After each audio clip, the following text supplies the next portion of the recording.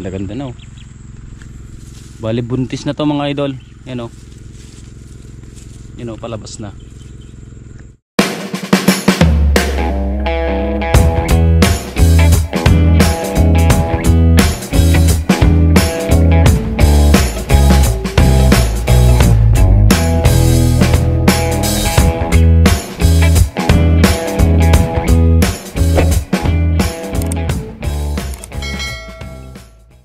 Okay, kumusta mga idol? Magandang araw. Pupunta pala tayo ngayon sa bukid para bisitahin yung tanim ni Bunso na na palay. So ano na daw, buntis na daw. Ngayon pagkatapos natin doon, pupunta tayong mangisda dun sa pinupuntahan natin. Yan. Siyempre catch and cook na naman yon, kasama yung mga tropa, Sinatang at Kuya Guy Lusak. So samahan nyo kami mga idol.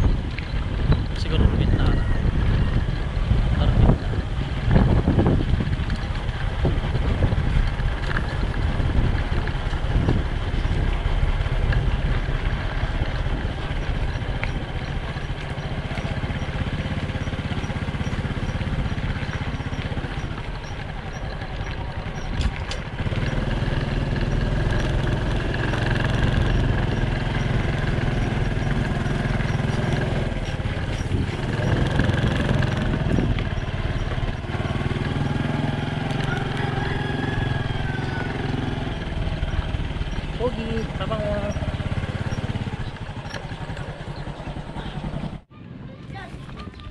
Yo.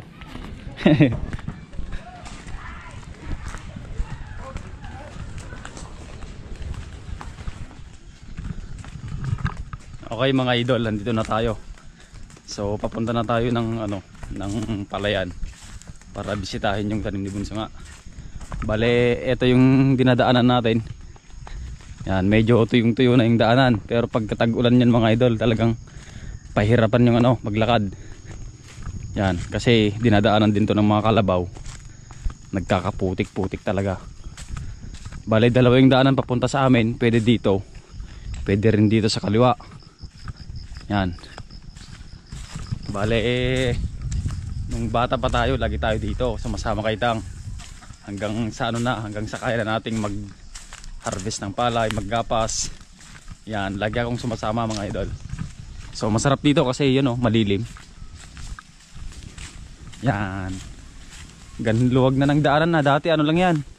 Parang dito lang sa may mga kanal-kanal na yan. Tapos sakto kasya lang yung isang sasakyan. Ngayon pwede na magkasalubong Kaya lang hindi pwedeng madaanan kasi may kanal nga dito sa gitna ngayon.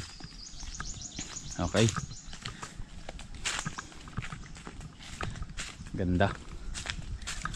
So ngayon lang ulit tayo makapunta dito. At nakakamiss lang. Doon nga pala yung kabahayan sa taas. Doon kami dati nag-iigib ng tubig papunta sa sa palayan. Tapos yun yung namin, stock namin doon na inumin. Ginagamit pang luto.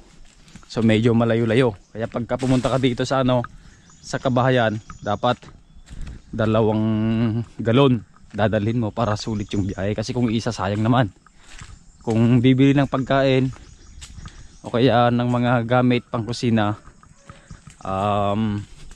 nagdadala na rin kami ng mga galon dati. Yan, galon-galon kasi yung uso dati. Kasi pag timba, hindi kaya. Dito tayo.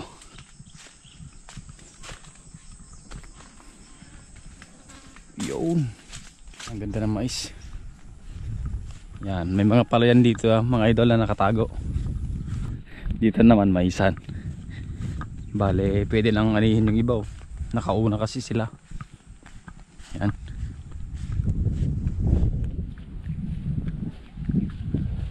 Bali dun pa tayo mga idol. Tatawid tayo ng sapa. Malapit-lapit na tayo.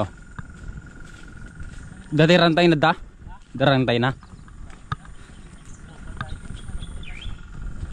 Yan, may ano daw. May tulay daw dito.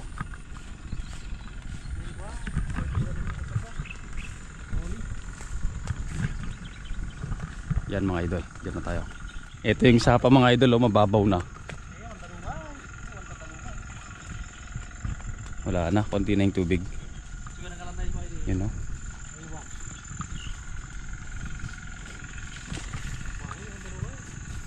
Wala na.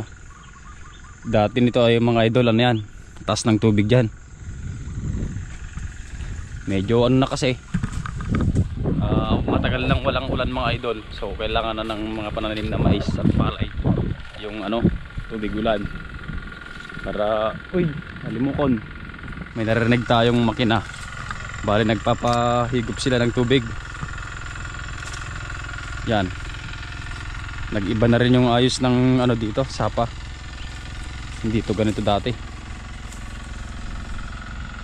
Okay. Woohoo! Sobrang sukal nito dati mga idol. Ngayon wala na oh.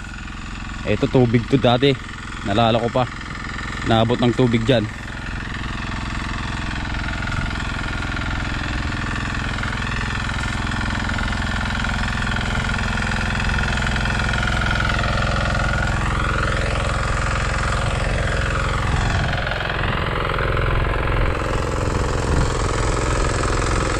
Ibang iba na talaga.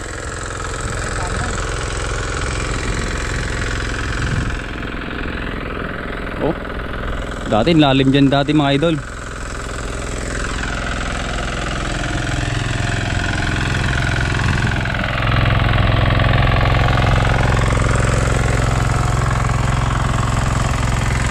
Ow!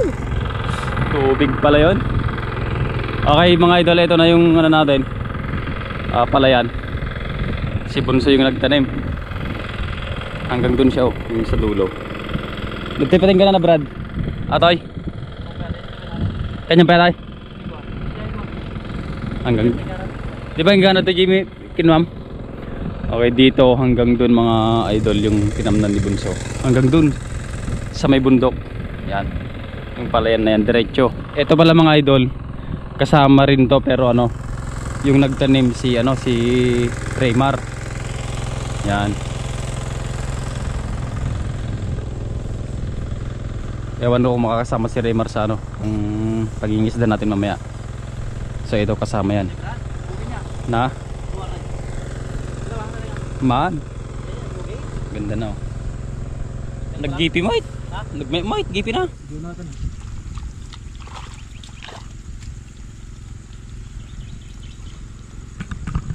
Yan mga idol, ano, bibisitahin lang ni Bunso yung ano, yung banda doon. Di na tayo pupunta doon kasi maputik daw. Dito na lang tayo para hindi tayo masyadong mapagod mga idol. So ito nga, itong palayan na to mga idol, marami tayong alaala dyan. Pag nag-harvest kami ng ano, nag-harvest kami ng palay, dito kami ano, dito kami nag-overnight.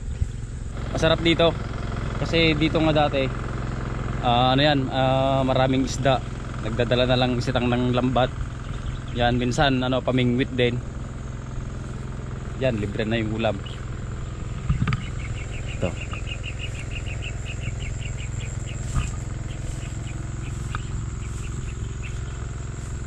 Maganda-ganda na oh.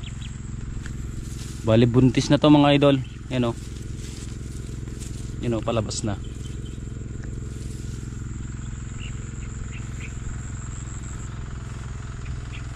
Okay. Dan, rumwarin. Yan, bale ito. Nalala ko dito kami nagpumepesto ng mga ano, ng kubo-kubo namin. Depende kung tolda o kaya yung mga dayami, mga ganun mga idol. So ito masarap lagyan ng ano dito. Masarap lagyan ng kubo mga idol. You know, maluwag-luwag. Sobrang taas na dito tapos lumalim yung ano, lumalim yung sapa kaya lang makitid na. makitid na masyado yung dinadala ng ano, tubig. Yan. Ito mga idol, iba na may-ari yan.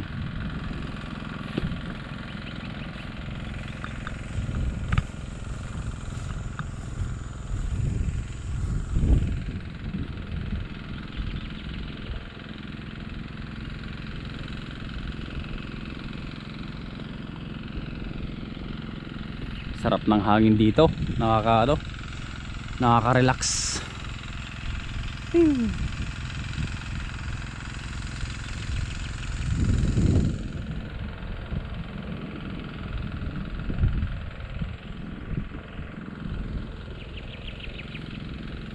Yan.